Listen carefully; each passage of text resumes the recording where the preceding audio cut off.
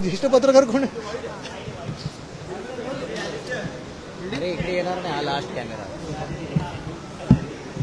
इथे देवेंद्रजी पण आहेत, आदित्य पण आहेत, तर तुम्ही वेगळे प्रश्न विचारू नका.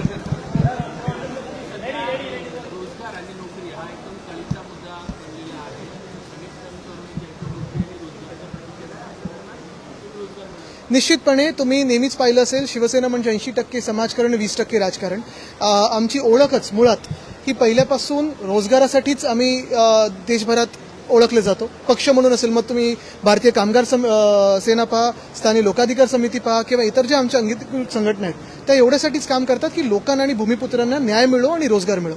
तसंच आज आमची इथे एक चांगला मोठा रोजगार मेळावा झाला. आत्ता दुपारपर्यंतच जो काही रिस्पॉन्स आला त्याच्यातून जवळपास 400 लोकांना पुढच्या इंटरव्ह्यूसाठी बोलवलेलं आहे. मला वाटतं ह्याच्यात 10वी नापासपासून अगदी PhD पर्यंत हे सगळ्याच व्यक्तींसाठी आपण इथे संध्या ठेवलेल्या आहेत आणि असे अनेक जॉब फेअर्स आम्ही पुढच्या काही काळात संपूर्ण महाराष्ट्रात करत राहू. आदित्यजी, खरं तर एक अशी चर्चा आहे की ऑपरेशन टायगर एकनाथ शिंदे हे पुन्हा एकदा राबवणार आहेत.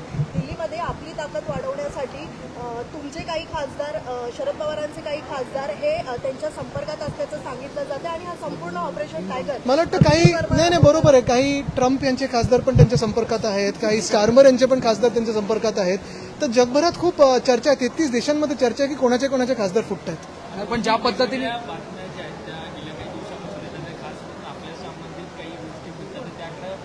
अरे आता बातम्या पण तुम्हीच लावणार आणि उत्तरं पण तुम्हीच मागणार आमच्याकडून आणि त्याला एंटरटेन करत राहायचं. ते एक अदानी चॅनलवर सतत हे चाललेलं आहे. पण महत्त्वाची गोष्ट म्हणजे काय होतं की आधी प्रेरणास्थान असायची आणि अजूनही अनेक लोकांसाठी प्रेरणास्थान आहे. काही लोकांसाठी जिथे बातम्या पेरल्या जातात अशी प्रेरणास्थान पण आहे. तर तिथून तुम्हीच बातम्या चालवता. आम्ही त्याला काडी मात्र किंमत पण नाही देत आणि म्हणून कोणी रिस्पॉन्सच नाही केलं, तर रिस्पॉन्डच नाही केलं. महिला आयोगाच्या अध्यक्षपदाच्या राजीनाम्यानंतर काल राष्ट्रवादीच्या महिला प्रदेश अध्यक्ष पदाचा देखील राजीनामा रुपाली चाकणकरांनी दिलाय. खरं पाहायला गेलं तर त्यांनी सांगितलं की सकाळी फोनवरती बोलणं झाल्यानुसार, म्हणजे उपमुख्यमंत्री सुनेत्रा पवार यांच्यासोबत बोलणं झाल्यानुसार त्यांनी राजीनामा दिला. परंतु थोडा फारसा वेळच लागला. सकाळचा राजीनामा तो संध्याकाळी घेण्यात येणार. बघा, हा सगळा विचित्र प्रकार आहे, एकदम गलिच्छ प्रकार आहे जो काही ह्या खरात फाईल्स बाहेर आल्यात. मला जास्ती त्याच्यावर वक्तव्य करायचं नाही, कारण प्रत्येक गोष्ट जी काय ऐकत जातोय खरोखर किळस येण्यासारखा प्रकार आहे. म्हणून मी त्याच्यात जास्ती काही बोलत नाही. पण जे काही मी पाहतोय ऐकतोय भयानक आहे.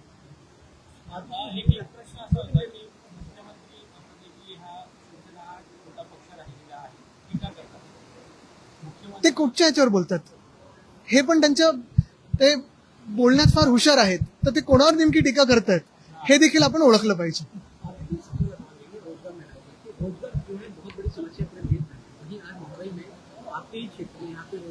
बिल्कुल, रोजगार बहुत ही बड़ी एक समस्या है, हमारे पूरे देश में है, दुनिया भर में भी अभी बनती जाएगी, लेकिन देश में तो बहुत सारे अनेक अलग अलग कारणों से भी बनती गई है.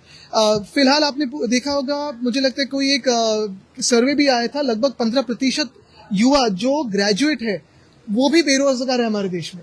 और ये अगर संख्या बढ़ती गई तो हमारे देश के लिए बहुत ही बड़ी धोखे की घंटा बन सकती है. यही बात है कि हम अपनी तरफ से कोशिश करते हैं कि कैसे रोजगार को उपलब्ध किया जाए, इनकी जो हर एक जगह पे प्लेसमेंट कैसे हो, एम्प्लॉयमेंट कैसे बढ़ते जाए. मुझे लगता है वही बात है और उसी पे हम काम करना चाहते हैं.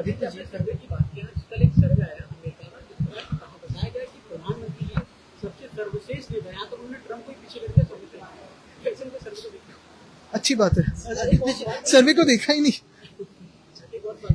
कैसे देखे, मैं एक ही बात आपको कहूंगा कि ये सारे जो सर्वेज होते हैं, पॉपुलैरिटी सर्वेज होते हैं, ये सारी बातें, ये खुद की दुनिया में व्यस्त रहने के लिए, अपने ही मौज में मस्त रहने के लिए ठीक बात होती है. लेकिन जो अगर आप देखें तो सड़कों पे जो हालत है वो बहुत ही खराब है. किसानों की हालत के ठीक नहीं है. अगर आप देखिए तो महिला सुरक्षित नहीं है. अगर आप देखिए तो हर एक जो धर्म है उसमें रंजिशें जो बढ़ती जा रही है. समाज में जो बातें हैं वो बिगड़ती जा रही है. और ऐसे में अगर आप अर्थव्यवस्था और रोजगार पे फोकस नहीं करेंगे, खुद ही के इमेज पे फोकस करेंगे, तो बहुत ही एक तनावपूर्ण चीज या ऐसी हैरानी की बात हमारे देश में आ सकती है. सवाल ये है कि अभी भारत एक मिनट, एक करते हैं. अभी जो मतलब यूएस और ईरान के बीच में जो युद्ध चल रहा है, इसके कारण कच्चे तेलों की कीमतों में बहुत ज्यादा उछाल आया हुआ है और इसके कारण सिलेंडर में गैस की भी समस्या पूरे के पूरे देश में बढ़ रही है. आज महाराष्ट्र में भी गैस की सिलेंडरों की बहुत सारे, इसके ऊपर आपका देखो समस्या यही है महाराष्ट्र के लिए. अगर आप सोचे तो महाराष्ट्र के जो अभी इकोनॉमिक सर्वे आया था, रिपोर्ट आया था हमारे अर्थसंकल्प के पहले, तो उसमें यही कहा गया था कि हमारा सर्विस सेक्टर, सेवा क्षेत्र, इसमें बहुत सारी बढ़त है। अभी ये जो गैस हो या पेट्रोल हो, इसका डायरेक्ट इम्पैक्ट हमारे सेवा क्षेत्र पे होने वाला है। तो यहाँ जो बढ़त हो रही थी वो कहीं ना कहीं रुकेगी, मैन्युफैक्चर पे भी इसका असर होने वाला है। तो मैं पहले से यही बात कहते आया हूँ कि सरकार हमें बताए, मुख्यमंत्री हमें बताए कि इसका जो इम्पैक्ट होने वाला है हमारे राज्य पे वो क्या है, कौन सी जटिलताएं हमारे सामने आएगी और इससे हम आगे कैसे जाए। तो इस पे तो कोई विचार विमर्श होना चाहिए। आपने बात किया वही तो प्रधानमंत्री ने सभी देश के सभी राज्यों के मुख्यमंत्री से बात की जहाँ पे चुनाव है वहाँ पे भी। लेकिन प्रधानमंत्री ने कहा कि हमें इंडिया टीम की तरह एकजुट होकर काम करना है। कैसे देखते तो हम भी तो यही कहना चाहते हैं ना, इंडिया टीम करके काम करें, लेकिन जो बात है वो स्पष्टता से आए, पारदर्शक रहे और जो जनता को क्या कठिनाई आने वाली है ये भी मालूम हो। अभित एक शेवटचा प्रश्न, खरं तर नरहरी झिरवाळ यांचा एक व्हिडिओ समोर आलाय, ट्रान्सजेंडर सोबतचा हा व्हिडिओ आहे। त्यानंतर त्यांच्या राजीनाम्याची मागणी, त्यांचं पद काढून घ्यावं अशी मागणी, याआधी ते अडचणीत आले होते, या सगळीकडे कसे पाहतात? बघा आता काय आहे की तो व्हिडिओ मी पाहिला नाही आणि पाहायचा पण नाही, पाहायची कोणाची इच्छा नाहीये, पण महत्वाची गोष्ट हीच आहे की मला वाटतं हे प्रकरण एक आहे, पण त्याच्या आधी देखील त्यांच्या पीएना बरोबर ट्रॅप करून मंत्रालयामध्ये लाच घेताना पकडलं होतं। तर ह्या अनेक गोष्टी अशा सरकार आणि असा कारभार जे आता आपण साताऱ्यात पण पाहिलं असेल जे काही झालेलं आहे, कोण मार खाणारं मंत्री आहे, कोण मुख्यमंत्र्यांवर टीका करणारं मंत्री आहे, असं सगळं कारभार घेऊन मुख्यमंत्री कुठपर्यंत काम करणार आहेत आणि जे त्यांच्या आजूबाजूला लोक आहेत जे मंत्रिमंडळात काम करत आहेत, कोण कॅपस्टीन फाईलमध्ये आहे, कोण भ्रष्टाचारात आहे, कोण भलत्या काही व्हिडिओमध्ये आहे, खरोखर हे मुख्यमंत्री महोदयांना पटते का, त्यांची जी इमेज आहे आणि बाकीचा जो आजूबाजूचा कारभार आहे त्याच्यावर त्यांनी विचार करावा। पण जी खात्रीलायक सूत्रांकडून माहिती मिळते की त्यांचा राजीनामा होऊ शकत नाही कारण की ते त्यांच्या एका वैयक्तिक स्पेसमध्ये होते।